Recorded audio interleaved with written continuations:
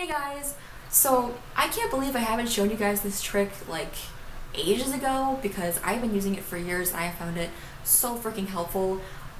If you're someone who's struggling with artist block, or if you're like me and you just don't get struck with amazing art inspiration like 24/7, this is a really good technique to get you guys like either pulled out of your artist block or just like focused and able to make something awesome.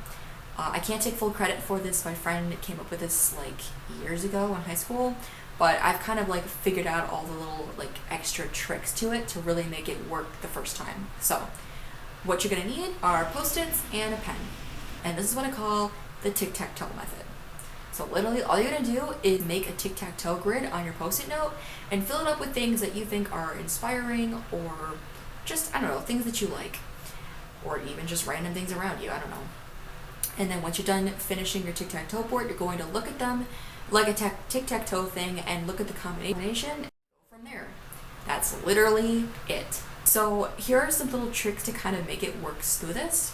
One thing is you need to have a few squares be backgrounds, because if you don't have any kind of setting, you're going to have a much harder time when you're making your illustration. And try to keep your background ideas a little more specific. So rather than saying something vague like city, which is kind of large and can be interpreted a million different ways, write down something a little bit more specific, like a taxidermy shop or the inside of an elevator. Something that like immediately comes to mind with like more interesting ideas than something vague. We're trying to stay away from vague. Second thing, try to have a few squares be like professions. So something that like, or a description of a character that is easy to come to mind. For example, you could write down beekeeper or juggler or lawyer. Things that like immediately are gonna come to mind with kind of like who this character might be, or things that you could kind of twist the character into, things like that. And then the last thing is stay away from concepts and do more objects. Which maybe seems a little counterintuitive because a lot of art is about like synthesizing enormous concepts into things. But when you're in an artist block, you can't wrap your head around really big concepts. It just doesn't like mesh. So objects I've found are actually really good triggers for storylines and character designs and like ideas. So for example, instead of writing something down like time, which is really big and vague and kind of ominous sounding, write clock.